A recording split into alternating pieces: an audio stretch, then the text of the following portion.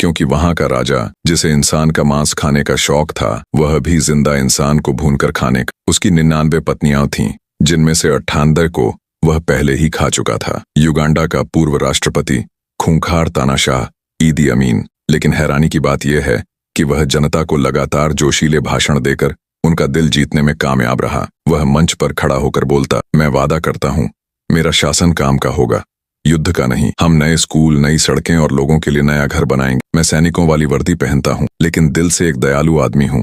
मैं अपने सैनिकों से कहता हूं, मैं तब तक नहीं खाता जब तक मेरे सैनिक न खा लें। इन भावुक और शक्तिशाली भाषणों ने लोगों को पागल कर दिया। सब उसे अपना उद्धारकर्ता मानने लगे और वह बहुत जल्द राष्ट्रपति बन बैठा। लेकिन जनता को क्या पता, यह काला सा दिखने वाला आदमी असल में एक भयंकर दानव है। एक दिन भाषण से लौटते समय उसकी कार एक गाय से टकरा गई, जिससे ईदी अमीन की कलाई जख्मी हो गई, जो पेशे से डॉक्टर था और खुद को अमीन का प्रशंसक बताता था। उसने मुफ्त में उसका इलाज किया। गुस्से में वह बंदूक उठाता है और 2 गोलियां मारकर गाय को वहीं मार देता है। उसकी यह क्रूरता अमीन को बेहद पसंद आई और जब उसे पता चला कि वह युवक स्कॉटलैंड से है, तो तुरंत उसे अपना निजी डॉक्टर बना लिया। युवक का नाम था लास की नजर अमीन की एक पत्नी से मिली। दोनों की आंखें चार हुईं और मामला आगे बढ़ गया। लास ने तानाशाह को साफ साफ धोखा दे दिया और अमीन को भनक तक नहीं लगी। लेकिन उसे नहीं पता था कि यही फैसला उसकी जिंदगी बदल कर रख देगा। एक दावत में फिर अमीन शुरू हुआ अपनी बेतुकी बातों के साथ,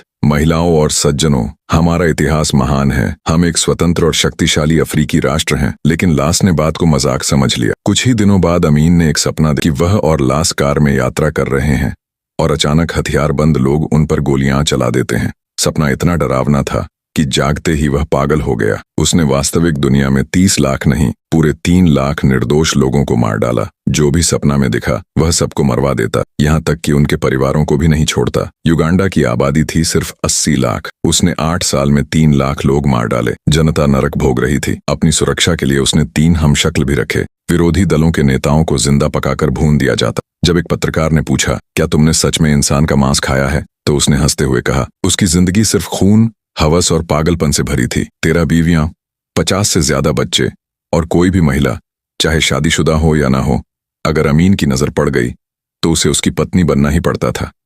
इनकार का मतलब मौत। लास अब डर चुका था। वह सब कुछ अपनी आंखों से देख रहा था और उसे लग रहा था कि एक दिन उसकी भी हत्या हो जाएगी। इसलिए उसने नौकरी छोड़ने की कोशिश की। लेकिन अमीन ने कहा, तुम मेरे लिए बेटे जैसे हो, तुम नहीं जा सकते। एक रात लास नशे में था और उसने अमीन की एक युवा पत्नी के साथ संबंध बना लिए। वह महिला गर्भवती हो गई। जब अमीन को पता चला, वह गुस्से से पागल हो गया। उसने लास से कहा, मेरे बच्चे को गिरा दो,